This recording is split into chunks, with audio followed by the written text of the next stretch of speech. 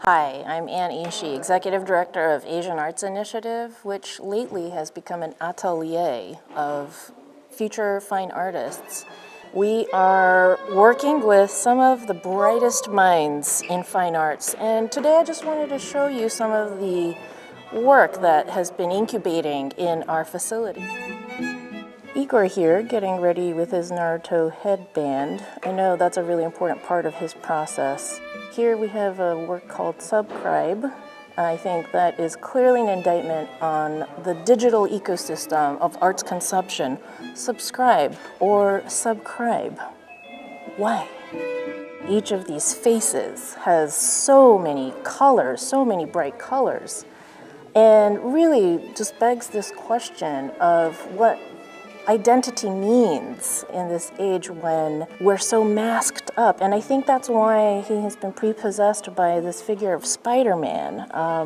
Now, does he see himself in the hero? Is this a hero's journey, or is he just a fan? That's the question. This might be a rehearsal of performance art, so we're gonna I think Eric with a K shows real promise. The way that he has just obliterated My Little Pony, first by defining her and then by exploding this purple ink.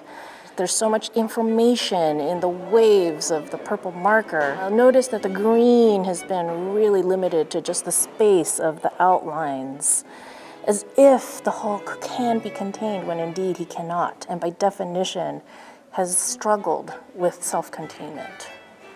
Pikachu here, in a 3D sort of, juxtaposition, challenging the depth of how we look at these flat colors, clearly an evocation of the Asian arts. Ezra's partaking in this process of osmosis whereby he sleeps in front of his workstation, capturing the curriculum of traditional art making through the earphones. But sleep is very important to his process. These are the kids that are going to be leading the way for us. So if you're interested in supporting the arts and young people, check us out at asianartsinitiative.org and let us know if you want to work with us, give us money, get to know more of these kids. Thank you.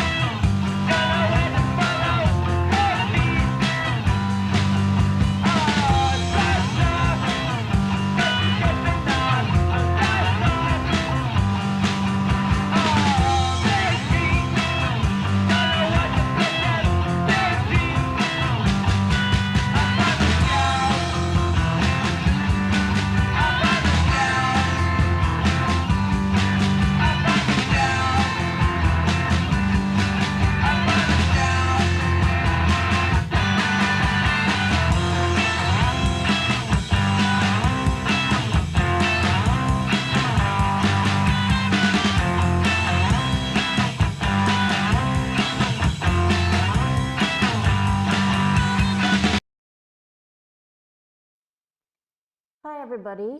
Welcome to Asian Arts Initiative. I'm Executive Director Ann Ishii, and tonight I am the moderator for this evening's book talk. I'm really excited to be introducing two very smart people, but first I just want to tell you a little bit about our organization. Asian Arts Initiative is a community-based arts organization, and we believe in the power of art to build community. We're based in North Chinatown, Philadelphia, and these days also in the galaxy of the internet. But we are just stewards on this land, which was swindled by the state's namesake. So before we begin, our staff want to respectfully acknowledge that our building is situated on land stolen from its original holders, the Delaware Lenape. We wish to pay our respects to their people past, present, and future. I like to read the poem Manhattan is a Lenape Word by Natalie Diaz to open book talks, but I'll instead encourage all of you to go check out her new book, Post-Colonial Love Poems. Oh my God, I just chewed that up. Post-Colonial Love Poems by Natalie Diaz. Check it out. It's a very beautiful book. So speaking of books, we are in a very COVID-safe environment. I wanted to just assure everybody watching online right now, you can see I am in this nondescript space station, and you'll see my colleagues soon. We have all been tested today, and I'm double masked, and we're wearing N95 and cloth masks, and just want to reassure everybody that we are practicing as much precaution and responsibility as we thought was prudent in this situation, but also felt like this event would really be much more significant if we could all talk sort of in the same space. I mean, it has been a year of this, right? So no more talking head Zoom chats. We're going to try to do this in person, safe and at a distance. You can't tell, but I am a good probably 12 feet away from our speakers. We're going to stay masked. End of preachy COVID safety rant. And now I want to tell you about our speakers. So first, I'd like to introduce to you Bakirathi Mani. She is a professor of English literature and the coordinator of the Gender and Sexuality Studies program at Swarthmore College. She's the author lately of Unseeing Empire, Photography, Representation, South Asian America, out of Duke University Press. Just came out in December. And Aspiring to Home, South Asians in America from Stanford University Press. Born in Bombay and raised in Tokyo, she's probably the best Japanese speaker in the group. Actually, we just had a funny conversation about this.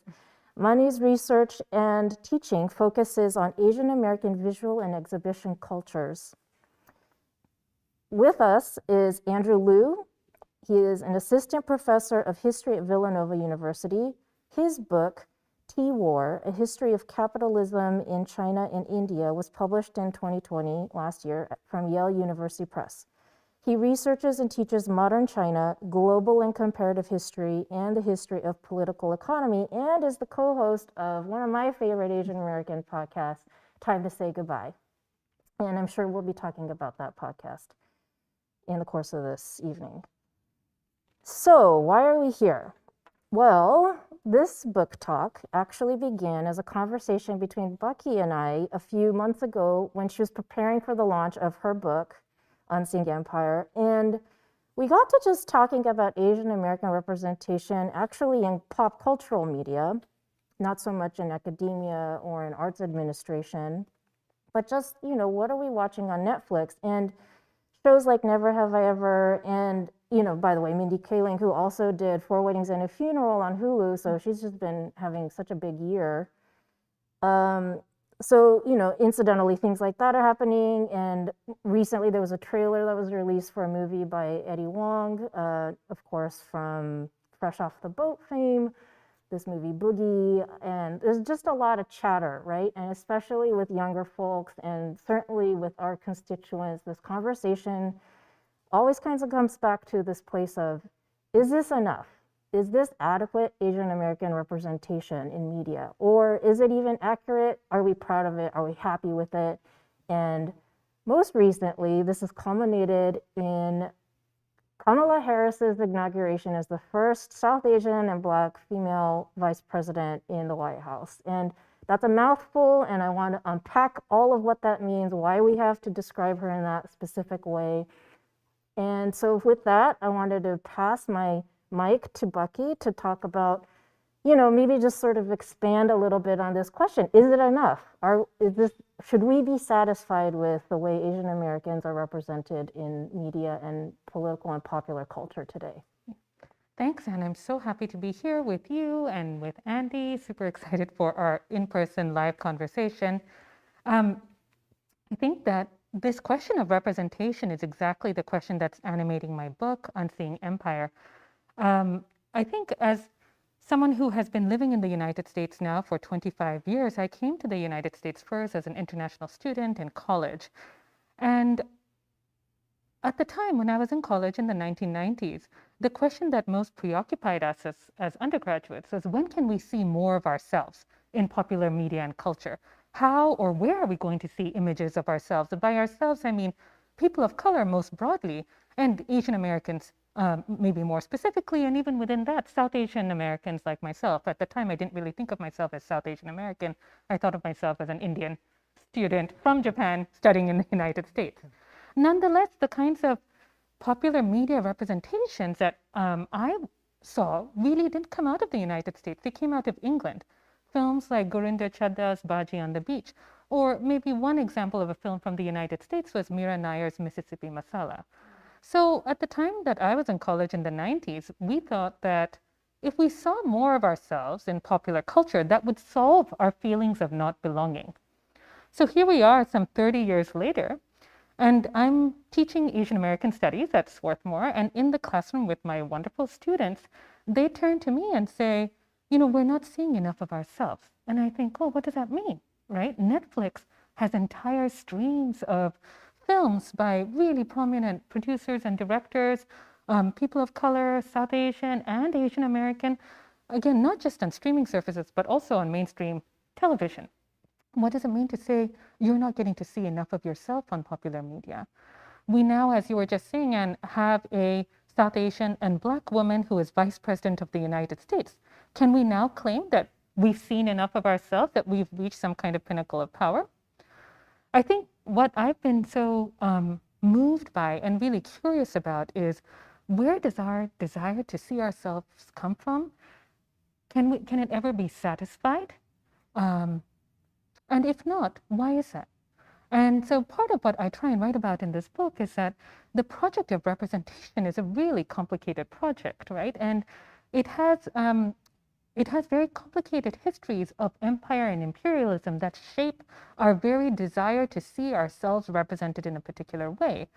But I think what we also know is that even if we see ourselves, that nagging feeling of not quite belonging doesn't go away, right? So why doesn't it go away? I think that's what I'm really curious about. And Andy, I'd love to hear your take on this, coming from, you know, your own discipline as a historian. Yeah, I mean, one thing I was thinking when I was reading through your book, you very starkly at the beginning talk about how kind of this question of when diaspora or people of color, whatever minority group, look at a piece of art, at first you might want to self-identify with it. That's right. But then you kind of, in a very striking way, say there's a kind of a sense of failure, that you can never actually like feel complete or whole. And I'm wondering, you know, what that, maybe we could talk about this in more concrete terms.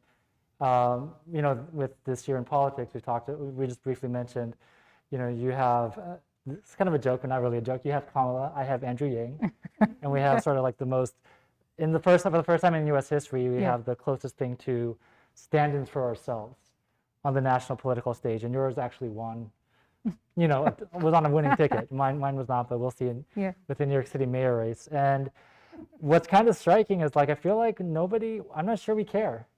You know, like I'm not sure we care to the same degree that obviously Obama mobilized Black voters, or just like POC voters, or just like, you know, very POC friendly white liberals, right? It just motivated everyone in a way that maybe but in contrast to that, it feels like Kamala and Andrew did not do that yet. And so I'm curious, like, why do you think that is? And maybe is that connected to your argument in your book about how, like, trying to self-identify with representation ultimately always kind of is a little disappointing?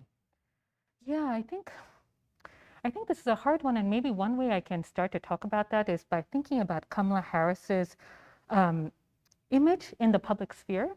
And so there were a number of photographs that were distributed online of Kamala Harris during initially her run for president, right? And a number of these photographs captured her family in India.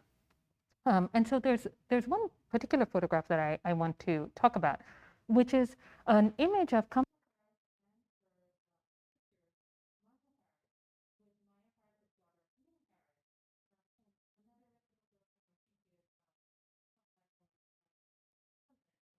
Balachandran, and it's with their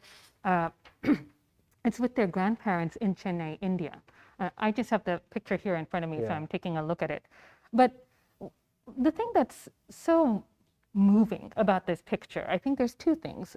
It's an undated photograph, so I'm going to say that it's maybe 20 or 25 years ago. In looking at the photograph, you can see how the Harris campaign distributed this photograph to say, look at Kamala Harris, she is South Asian too, she's Indian too, right? And there's no greater maybe proof of that than an entire family and, an entire group of women in saris. Yeah. But there's two things that I want to kind of call our attention to in this image. One is that you'll see that Kamala Harris's grandparents in the center of the frame are not just Indians, they're also upper caste Tamil Brahmins. And you can see that if you're familiar with the way that men and women dress. Kamala Harris's grandmother is wearing a 9-yard sari, which is really typical of Tamil Brahmin women. Harris and Maya Harris, rather, are both wearing saris. They look adorable. They look really close to their grandparents. And so on the one hand, I think of this photograph as a testament to their feeling of belonging and identification with their Indian family or their family in India. But on the other hand, I'm also looking at this photograph as something that reminds me of what I felt like when I went to India as a young child, right? Being with my very large and loving extended family, whom I am very close to. And yet, because I grew up outside of India, when I visited India, I would also wear clothes that, were not the clothes that I would normally wear on a day-to-day basis. And so when I look at this photograph, I'm looking at Kamala Harris's huge smile, but I'm also looking at how she might be a little bit discomfited, right? Maybe not quite at ease. And so what does it mean for Kamala Harris to occupy this uneasy sense of belonging, both in the United States as well as in South Asia? Yeah, I mean, it's so interesting because, I don't actually recall her talking too much about this aspect of her background until we talked about this on aforementioned podcast, time to say goodbye, about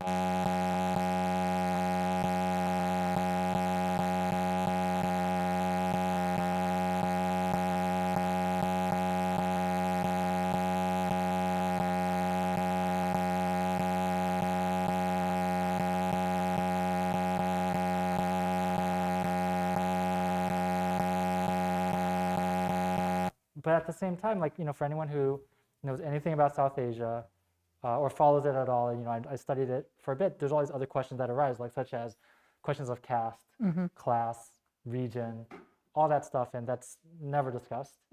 And I'm going to be curious over the next 4 years to see if it ever does get discussed or if it just never does, because, if you talk to people in South Asia and India, South Asian Americans, they are constantly talking about these social divisions, communal, religious divisions, class divisions, and so it's very bizarre that when she's discussed in the U.S. context, it just becomes flat. Yes. And she's just brown, black. That's right. She's basically a color.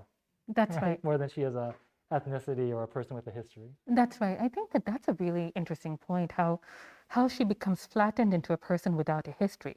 And we know, Andrew, you and I have had conversations about how, in fact, Kamala Harris embodies really important histories of empire, histories of post-independence, histories of post-colonialism.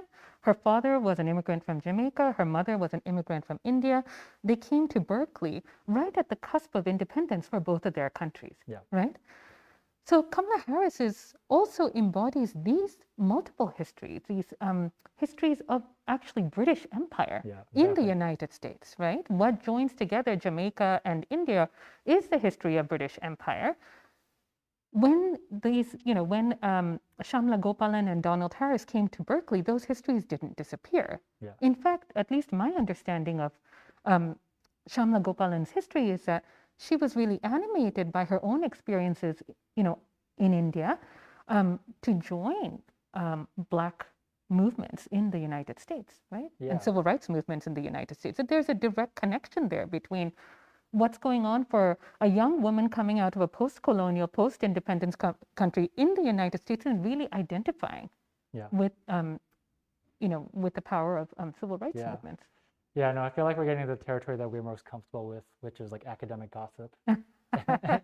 and where do people come from when they go to school? But yeah, and this is something that that also jumped out when you look into her story at all. There's this, well, the interesting thing is, like you said, there are British post-colonial people that are from that part of the world, but they come to the U.S. Yeah. Berkeley is super far away from London, right? Yeah. So what's going on with like, the shift of empire after World War II from London to, not Berkeley, but, America, Yeah. right? So there's that aspect. But then, there's this other aspect I think that's interesting because I think in the 60s, this might be a bit of a polemic, so I don't know if I really believe this, but at their moment in the 60s, right, the way this all was structured was the world was like this, there's a center of gravity in the empire, and there's all these like rays, shooting out around the world, but they all have to converge upon the empire. So, it used to be London, and then now it's like the United States at this kind of melting pot or whatever, fruit salad or whatever metaphor you want to use to describe the United States. And that's kind of this really interesting moment, and it's very singular. And, maybe Kamala Harris is only a product of this one place in the world at the time. But it seems like now, and this might bring us back to this question of, in the 21st century, why is representation in the United States context perhaps not fully satisfying? It seems like that fruit salad melting pot thing is actually like being projected back out to the rest of the world. And you don't have to come to the United States to have to see like different parts of the world mixing together. Like we talked about this, before, like your family background, for instance, or many other family backgrounds. You have people from across different parts of Asia or the post-colonial world going across that part of the world without having to go to the United States first. Right. And it seems like with globalization, neoliberalism, whatever word you want to use to describe the last 4 or 5 decades, it seems like the United States has been kind of decentered. You don't have to have Berkeley to bring Donald Harris and Shyamalan together. You can have these stories of like, and this, I guess the looming question is, China is in the background. But first it was Japan, right? There are these new powers and these new networks that are being formed in the rest of the world. And so the reason I'm going on this long rant is because I feel like part of what I personally found kind of dissatisfying with Asian American, I don't want to say Asian American studies, I don't want to make any enemies today, but as an Asian American in the US Academy, I think, I did think about, maybe I should study Asian American studies, but I ultimately wound up studying Asia itself, but I won't go into the book, but like I studied China and India. And in a way that I think subconsciously, if I were to like, sit on a couch and think about it, it's probably because I kind of felt like Asian American representation was, as we said, kind of too superficial. We're basically just talking about colors or like, restaurants in a food court, but part of me was like, well, what's actually out there? And I think in the 21st century, I think a lot of Asian and Asian Americans are thinking, it's not enough to just kind of focus on the U.S. context anymore. So I don't know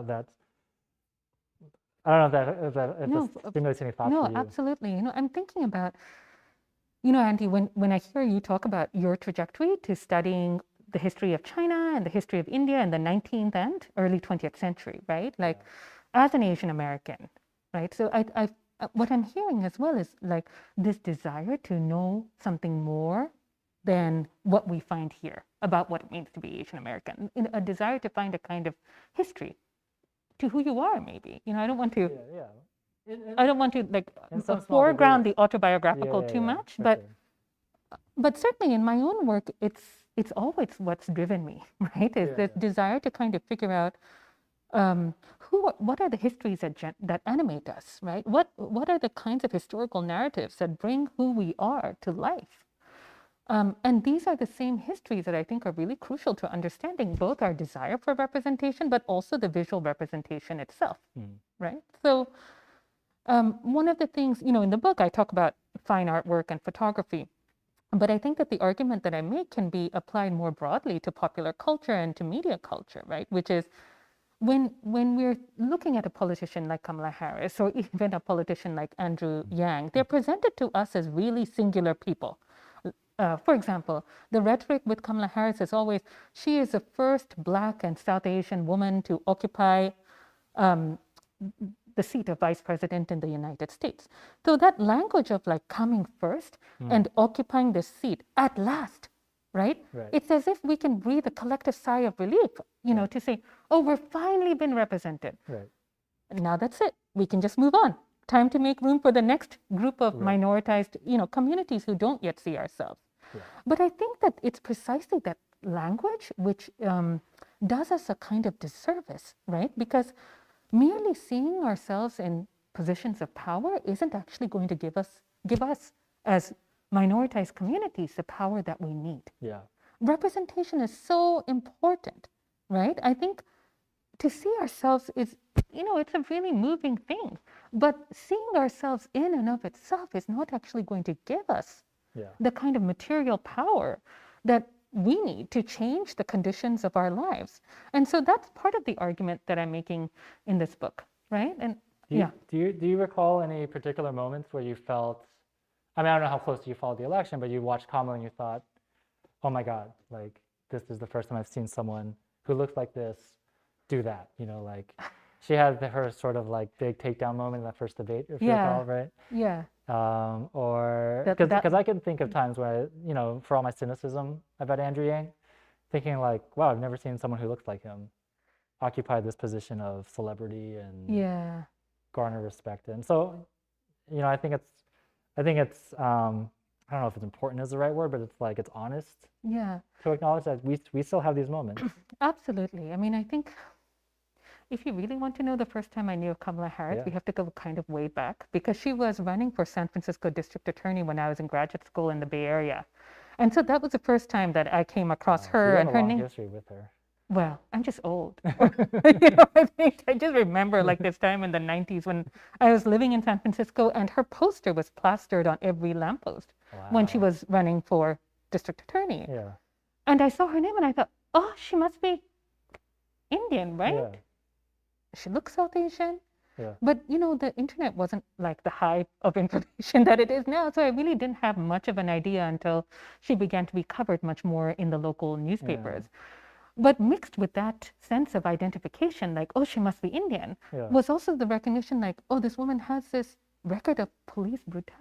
Like, even back then, there was. I mean, there was chatter about this, or at least in the sort of mainstream media that I read, right? So it's a complicated relationship. It's both the identification, but also the disidentification. Yeah. And I think for me, that those two feelings of identifying and disidentifying have kind of amplified in relation to South Asian Americans in politics. Yeah. Because after Kamala Harris became DA of San Francisco, in fact, the first person who sort of catapulted into national politics was Bobby Jindal. Yeah. And after Bobby Jindal, it was Nikki Haley. Yes, I mean, of course, now in Pennsylvania, we're, lucky to have Nikhil Sawant. But, it is one of these moments where you're like, am I supposed to identify with this person because they're South Asian? Because their politics, I'm talking about here, Bobby Jindal and Nikki Haley, are completely opposite of what I believe in. If you were to rank South Asian politicians, do you even have anyone? Is there like even a number one or a two or a three in terms of politicians you like? Or I like? Yeah. Or are they all Republicans or moderate Democrats? I mean, I guess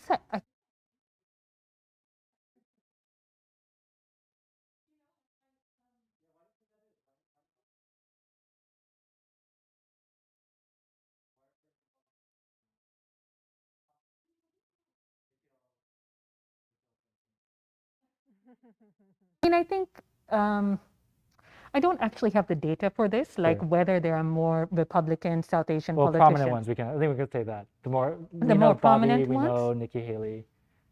To be honest, and again, I'm just sort of referring to media coverage of the politicians that I'm familiar with. But one of the things that really struck me about someone like Bobby Jindal coming to the foreground was how his name was Piyush and he changed it to Bobby when he went to, I guess when he was in school. Does Nikki have a Nikki is Namrita. Oh.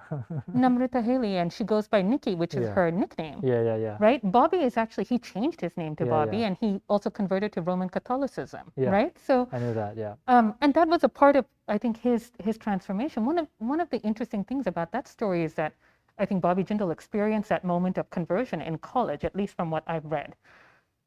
I think for a lot of middle and upper middle class South Asian Americans in the United States, college is exactly that time where you're trying to find your footing about like who you are and what you believe in and what you stand for. So I think it's just really interesting that, Bobby Jindal went in one direction and many others have gone in another direction. But I think he's also one of these examples of how representation isn't enough. Like racial representation in and of itself is important, but it might not be enough. Yeah.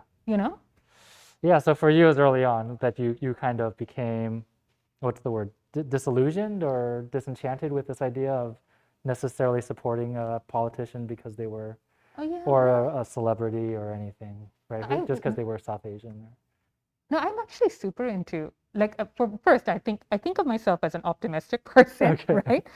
And the second is that I'm super into celebrity gossip and Okay, celebrity okay, pop okay. culture. But I think that Well, I mean, there's so many South Asian comedians and yeah, absolutely. You know, yeah, everyone from Aziz Ansari Aziz, to Mindy Mindy, Kaling to yeah, Hassan Minhaj, etc. Right? But so okay, so that's another realm in which we have seen this tremendous representation. yeah, Asif Mandvi being one of the earliest comedians, for example, on the coming Daily Show, right? on the Daily Yeah, Show, yeah. right? Um, So do you get the fact, I mean, you're talking about this generational thing at the beginning. Do you feel like the more you get, the more you feel like this isn't enough, this is, I think the more you get, the more you feel like, well, when is this going to end and when are we going to feel satisfied with seeing ourselves? And the fact that we haven't reached that endpoint, even with this massive influx into public and popular culture and into political culture, yeah, means that there's something about what we're looking for yeah, that isn't going to be satisfied with what we see. yeah, You know, I think that's a point that I'm trying to make. Yeah. yeah, Because as we were talking a little bit earlier about academic gossip, Yeah. but it's funny, you know, Andy, you just alluded to how you're classed as either an Asian Americanist or an Asianist. When I was in graduate school, my distinct memory was that all of my colleagues were Asian women or white men. There are a lot of white men studying Asia, a Yeah. lot, right? yeah, But that's unthinkable in Asian American studies. it's true. Like for white people to penetrate that discipline is sort of, Yeah, you know, unthinkable. yeah, And I think something that's happening along with is this enough for Asian Americans is that too much? Is this too many white people, to put it bluntly, right? And I think that's happening in food. You know, we're getting tired of white travel hosts. We're taking back the narratives of other cultures but yeah, I kind of want to go back to this moment of like the Asian versus Asian American representation too, because I think like when K-pop is as big as it is, or when Bhangra or Bollywood is as big as it is, you know, how we negotiate, like, is that like, that seems to be the more preferred place for us to become sort of seen. Like, I think there's a little bit of yeah, this unspoken additional pride around sort of understanding something like a BTS phenomenon versus, I don't even know what the Korean American equivalent, maybe dumbfounded, or like, you know, yeah. Rocksteady, or, you know, and not that they aren't important, they're great, but just, I think in the general American zeitgeist, it's like manga and K-pop, but not Asian American music, literature. Well, Right. I take that back. Literature is a very glaring exception, but Yeah. music and media. So you're saying that, Well, I think I just said three things, but Yeah. there's something in there for me around the Yeah. colonializing of our representation by Yeah. white brokers Right, that right. we're finally kind of moving away from and kind of taking back our own narratives, which gives us permission to now also be dissatisfied Yeah, with Asian American representation, right? Like, we Right. want better representation because we're finally getting rid of colonialized. yeah. So the more I think about this, and I've only really started thinking about it, you know, having joined this podcast that talks about Asian American issues, which is that it seems like there's kind of this, well, Asian studies and Asian American studies, and let's just talk about the university for a second. They seem like they come from very different places. Asian studies, and especially like Chinese studies, but all these other regional studies, they kind of come from this very top-down imperative, you know, to study, in China's case, the enemy, Japan's case, study the business partner. You know, and there's always this kind of government level way of understanding that part of the world.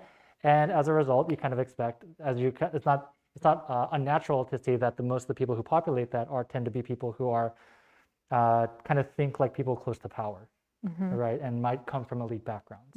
And, you know, in this country, that usually means like Northeast US white men, right?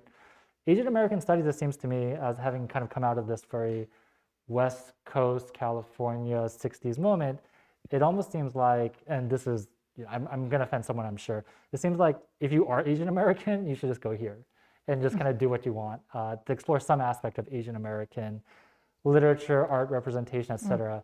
My advisor, who was a white guy, who I think was very smart and made a lot of interesting arguments in his study of Chinese diaspora. But I think as a white guy, he just felt like he couldn't belong in Asian American studies. But he felt very much at home in this thing that later becomes global history or Chinese history. And at a very basic level, like I got along with him. I think I like a lot of his ideas, etc. But there is kind of this, but the fact that I'm Asian American means like I have a slightly different position, right, to studying Chinese diaspora versus my advisor. And the interesting thing is I think I didn't think too much about this when I was in college. I just kind of took these classes because I wanted to learn about China or Asia. I think a lot of Asian Americans take that Asian civilization class, Chinese civilization, South Asian civilization, but they don't wind up, for the most part, going into that as a profession. I mean, there are some more, and I think when I was younger, I was more optimistic that Asian studies would be kind of not taken over by, but would have higher representation, right? But I think like there's just some sort of underlying thing that happens that kind of creates this self-selection or division, where Asian studies just tends to be kind of this extension of the State Department and policy world, whereas Asian American studies is not. And is more welcoming, I think, for people with that background. I mean, I think Asian American studies is super welcoming. I'm going to give a shout out to the Association for Asian American Studies, which has been a terrific home for so many of us in our scholarship. But I want to say two things, because I think that what's really interesting for me about Asian studies as a domain of study and Asian American studies is that these two fields are often pitted as in contrast to each other, but they actually emerge at roughly the same geopolitical moment, right? So if the State Department, for example, has a vested interest in funding studies of China or Japan or even South Asia, right? That's happening at the same time that decolonization is happening in so many of these countries in Southeast and South Asia, right? And the decolonization is happening at the same time as civil rights movements in the United States, which is fomenting not just Asian American studies, of course, but calls for Black studies, Indigenous studies, and Latinx studies, right? So there is a kind of transnational history that's binding together the top-down, what you were calling, Andrew, the top-down approach that shapes Asian studies as a field, but also the bottom-up approach that's shaping Asian American studies as an emergent discipline. They're actually, even if they seem opposite to each other, they're actually happening at roughly the same time. And I just want to kind of share a kind of personal narrative with you for a moment. So when I came to the United States as an international student, I went to Georgetown to study foreign service. And I went to Georgetown because I had grown up in Japan, and my own parents lived there for about 35 years. They were not diplomats, but we knew a number of certainly I knew a number of diplomats and their families because I went to an international school. So I always thought, oh, wouldn't this be kind of amazing to have this job where you can be an emissary of your country? So I came to the United States to learn how to be an emissary of my country, India, even though I had never lived in India. I'd grown up in Japan, right? And I was that kid taking that Asian civilization class in college and thinking, surely there must be more, right? There has to be more than like Asian Civilization 1 and Asian Civilization 2 that you in what take. sense? Like more than like a 2-semester sequence of a course, right? And so then I ended up after college going to India to study history, to study modern Indian history, which is when I realized how poor my knowledge of India was. I didn't realize that there was such a rich trove of scholarship and activism, around colonial and post-colonial Indian history. And I learned so much from that. I also learned a lot from living in India as an adult, So I guess what I want to thread through is that I came to the United States with that State Department objective of like learning more about Asia. Then I went to Asia and I realized when I was in Asia, there's so much more that's completely outside that State Department purview, right? And it was while I was in Asia, it was while I was in India that I realized, actually my heart is in studying diaspora. I'm part of the diaspora. Yeah. I'm not actually an Indian from India, Yeah. you know? And so I brought that to my study of Asian American studies when I came to California for graduate school. So I guess what I'm saying is we can connect these fields. Yeah. We just think about them as distinct disciplines. But Yeah. I think your work certainly gestures towards some of these connections, and I hope mine does too, you know? I mean, you're an optimist. I'm perhaps the more pessimist view, which is, I mean, it's funny you say that because I think subconsciously I was also interested in studying diaspora, which is how I wound up working with my advisor. And it's like, well, if you want to study like East Chinese or Indian diaspora, how do you go about it? Do you do Asian American studies or do you do Asian studies? Well, if you're Asian American studies, there's a limitation there, right? Because the field is not inherently, right, but in general, the center of gravity is the United States, right? And with Asian studies, I would say like the geographical scope is more ambitious, but it has its own limitations. It's still, if I'm doing Chinese diaspora, people still want you to focus on China, right? Maybe China in one other part of the world. You're not going to be able to study like Chinese groups in Latin America and in India and the United States and in Europe at the same time. So it's like, I totally understand what you're saying intellectually. These things can meet. But I think what I'm a little bit unsure about is, if institutionally these barriers are too strong, or I mean, these barriers certainly exist. And I guess the question is, in 30 years, will we say that these barriers have prevented people from doing the kind of, I mean, basically it sounds like we both of us just want to do everything, right? Like studying the whole world at all levels, right? But these disciplines are set up to study, either grassroots from the bottom or from the top, grounded to this country or grounded to that country, and so on and so forth, such that like, probably in different ways, I think we both feel like the stories of the groups we belong to don't ever really get to have their own field. Right? We're always kind of in the margins of these bigger fields. Okay. So can I go back to your another part of your question, which is about K-pop and BTS and Bhangra and Bollywood, right? So like, if our academic fields don't let us study these things the way we want to study them, like one way of studying it is to study the circulation of these popular cultural texts, right? So the example my students actually have been talking to me a lot about K-pop recently, but I'm not going to touch it because I know. I think there are other people who know much more. We're like over 30 years old. What are we gonna do? I'm over 40 years old, so okay. So, but the thing I can talk about is Bollywood movies, right? And music. So here's like, here's an interesting text where, again, when I was growing up, first, Bollywood wasn't like a mass global phenomenon. It was movies that we watched on Betamax or VHS tapes in the privacy of our own home. Is there an Indian discourse of why couldn't we do what K-pop is doing? Like, why couldn't we take over the world? I think, I'm sure many Indians think we have taken over the world with Bollywood. Okay.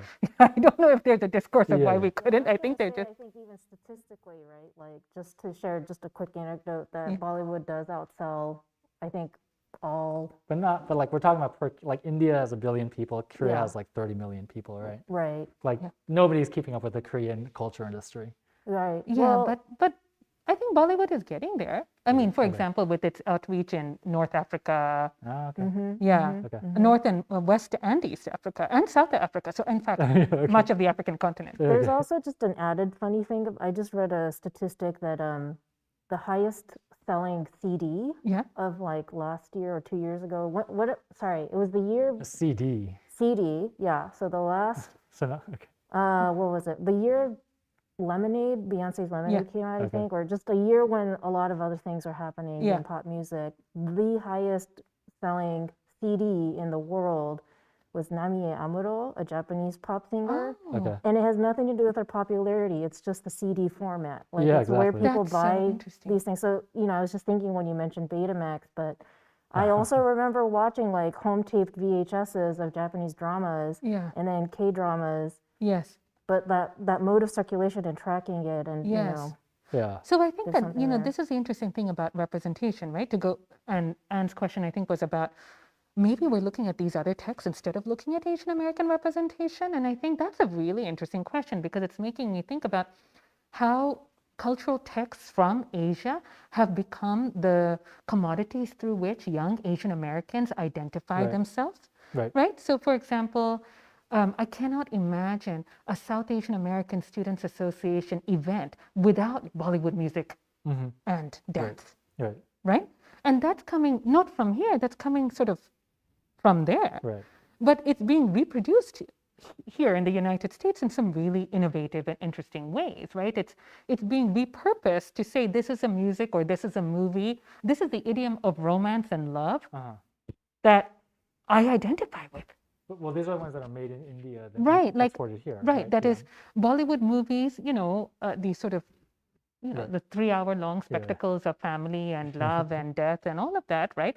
That these movies produced in India become the language through which young South Asian Americans can identify and see themselves represented. And you Right? think your students do actually strongly identify with it? I'm not sure if all my students do. I Yeah. think some of them do. And I certainly think in the early 2000s that was true, maybe more so than now. You know, Are they in Netflix yet? Are they infiltrating streaming services? the movies? Yeah, Absolutely. okay. Yeah, you can watch all, at least in, maybe because I'm South Asian, Netflix Yeah. keeps I mean, recommending my these algorithm movies doesn't to give me. me any. Yeah. No. So I think that's one thing. And, K-pop, of course, has become this global phenomenon, right? That not just Asian Americans, but Yeah. Black and Latinx young people are also, going to BTS That's the concerts and interesting so thing on. about it, that they've tried to, as far as I could, I'm not a scholar or expert on this at all, but it's not this innocent free market thing, right? As I'm sure you know, there was an actual like government effort Right. to promote it, which isn't the case with all these other, national culture industries. And then, I don't know if I said A or one, B or two, it does seem to be appealing to non-Koreans because there's a limit on how many Koreans there are in this world, right? Compared to Chinese and Indian people. So it has to, in order to be successful, it has to appeal to non-Koreans, which is interesting. In the comments, and just a reminder to folks who are tuning in, please don't be shy and leave your questions in the chat room. I will read out what I think is, as long as you're not saying anything silly. Also, I'm so curious what the algorithm gives you on Netflix. I'm picturing It's like all Gold my wife's Rush and like K-dramas. reality shows. No. But the question or the comment is from Chris L. Working. I feel like mainstream South Korean music is heavily influenced by the US. So the style of music that comes out of South Korea is accessible to Western taste. I mean, and there's something there too, right? Like certainly in Japanese literature, there was this moment when they were specifically writing with understanding it would eventually potentially get translated into English because Murakami was so big. Yeah. And that generated a whole style of writing. Yeah. But what do you think? No, yeah, this has been documented that, I don't know, if you want to go like hardcore, like essentialist, you could say all Asian pop is basically a reproduction. Well, not of all. Like the East Asian pop that I know of is like reproducing like hip hop and the beats from hip hop and like the like rapping style and even sort of like the dance and the choreography, right? And there have been like accusations of cultural appropriation. And then it goes back to like, well, like who actually owns culture and all that stuff. And those sort of like endless debates, right? I think that's been documented that. But then the question I guess becomes, I don't know the answer to this, like why does a BTS or why does a Korean, is there a specific appeal of K-pop to non-white but not Korean audiences around the world because they identify with, they just kind of cheer for them because they're not white basically, right? Even if they themselves are not Korean and they don't know any Korean. And that seems to be a thing that apparently, someone else would know far more than I would, but that's been an interesting thing to learn about. Yeah, I think that there's a danger in saying that Asian popular culture is oriented entirely towards a Western market or that Asian popular culture is derivative of Western mass media, right? I think that's a kind of dangerous thing to say because then it sort of deprives agency from Asian and Asian American cultural producers, right? As if we can only ever be derivative or a mimic of something else that's true.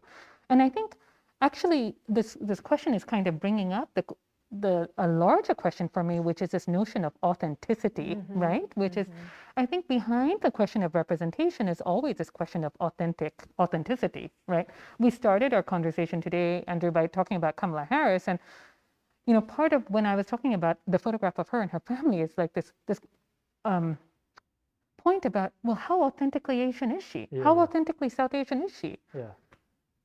I think there's also been some commentary around how authentically Black is she, but we are familiar with that question from Barack Obama's presidency, right? That question in a way never got resolved. It kept opening up. So race and racial representation always carries with it this question of like, what's authentic enough? And so I think part of the reason why we might be saying we don't really see ourselves, no matter how much we see ourselves in like Netflix or popular culture or K-pop or whatever, is because when we're looking for the authentic representation, we want to find like this exact replica of who we are, and anything less than that falls short. I'm just not sure that that's like a fair standard for the kinds of representations that we're seeing.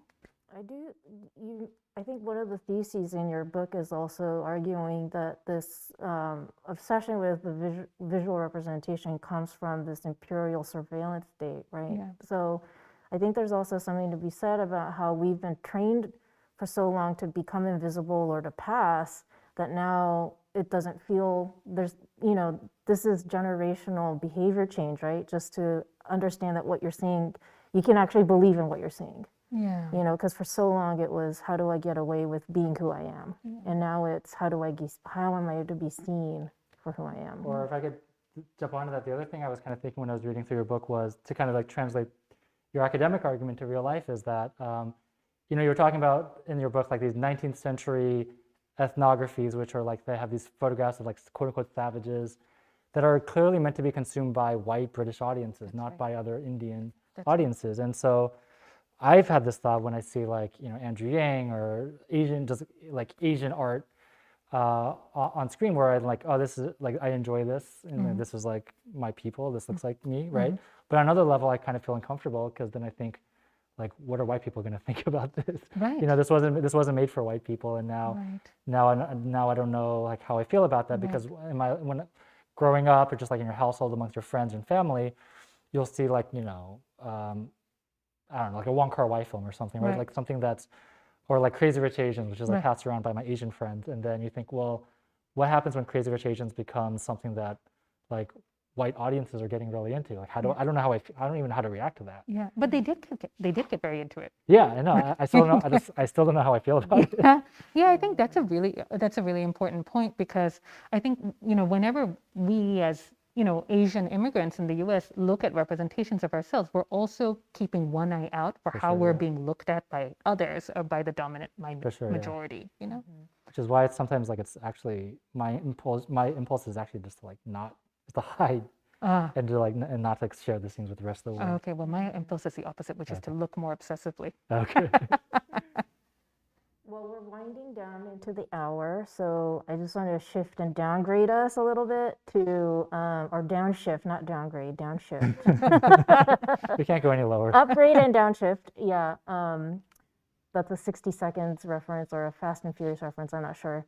But I want to close out by just bringing it back to, so many thoughts came through my mind as you all were talking about like, my first touch points as an Asian American, as a Japanese American, and then as a Japanese Korean American, and then holding multiple nationalities and whatnot. But a thought I had it was like that Proustian Madeline. I hate that metaphor, but it's out of my mouth, so it's already out there.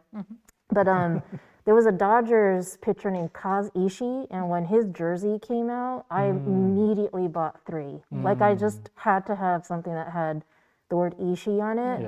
Even though it's obviously a pretty common Japanese name, and it was just so exciting. So I wanted to do a prompt at the end. So the first thing, your first cultural sort of touch point when you were like, oh, I can't believe I'm seeing somebody that's like me, or did you have anything like that where you went out and bought 3 jerseys with your name on it? This is not exactly answering your question, but when I was young, I realized Long Island University, the initials are LIU. So I went out to Long Island, to Brooklyn, and bought several LIU gear. Oh my God. Pieces, which I don't know what that tells about me. I'm kind of weird. Sorry. That's I'll try to great. think of the real answer. I have to say that I really wanted to buy, though I was, okay, though I was so ambivalent about her DA run in the 1990s, when Kamala Harris won this election, I wanted to buy like 5 Kamala Harris t-shirts, and there's this t-shirt that says Kamala in Tamil and Biden in English. It's online and you can buy it for like $10. And I thought, I really want that t-shirt. But I didn't buy it because, in fact, I don't actually write Tamil. So I only know that it says Kamala because Amazon told me it does. Yeah. That's funny. You didn't want to be the person with a Chinese tattoo you can't read? I didn't want to be the person who is Tamil, who can't read the language on her own t-shirt. Right. The other one would just be Linsanity, which I could talk for hours about. Oh, yeah. Oh, my God. yeah. We should resume. But I was already, what was I, like over 30 years old at the time, so I don't know if it's not like a formative experience or anything.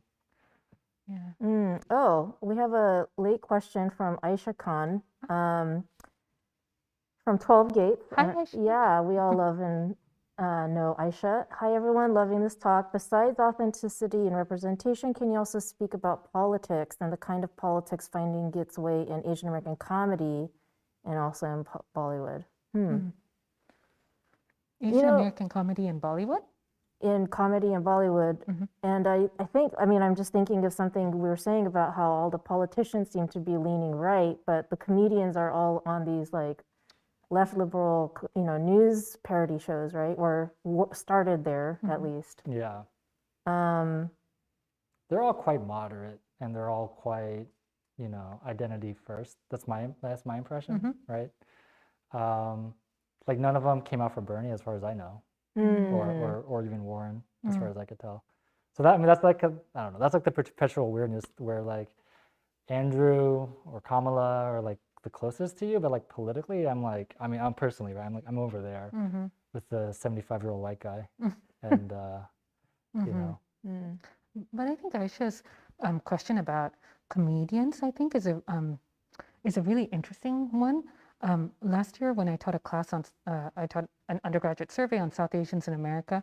One of the week's themes was, is race funny? And we watched a whole bunch of South Asians in comedy, right? And all my students were on a first name basis with these comedians and totally identified with them. Yeah. But we could not figure out what made South Asian American comedians so funny and so successful, or so notorious, as the case might be. Can I ask what you think about Russell Peters? Is he canceled or? I mean, Russell Peters, he's this comedian from the 90s that was really good at doing Indian accents. That's right. Like all kinds of accents. All kinds of accents, right? And it was hilarious to me 20 years ago, but I haven't heard his name in a while. Yeah, when I was growing up, there was a British comedy show called Mind Your Language. I don't know if any of you are familiar with it, but it was premised on a white British teacher who taught a classroom full of immigrants from Spain, from Bangladesh, from Pakistan, etc. And the whole thing was about how they were trying to learn English, and the joke was their accents, right? Of course. So 20 years after that, it's Russell Peters who's mining the same thing. So of course, when I first saw Russell Peters, like as an undergrad, right, or in grad school, I laughed because that was the thing I thought I'm supposed to laugh at. That's the joke.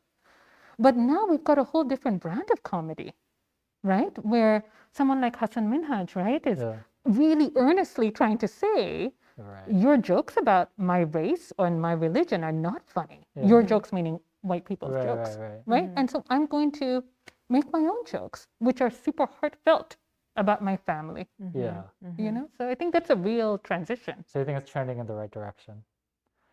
I think it's trending in a different direction. I don't know about the right direction. I'll just share a last question, and I think I encourage Cassidy Cheng to read the books because this is a very, very relevant question. Since establishing that yearning for perfect representation is a site of disappointment, do we need to tackle the origins of that yearning in order to stop constantly searching for it?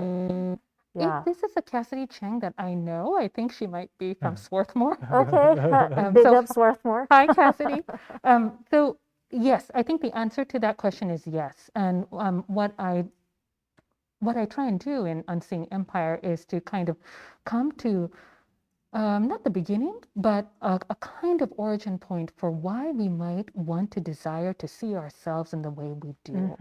And just to kind of condense 300 pages in a second, one of the things that I'm trying to argue is to say we want to see ourselves represented in better or more fulfilling ways, because in these histories of empire and colonialism that shape visual representation of racial subjects, the ways that we're most familiar with seeing ourselves is as degraded or abject or non-human.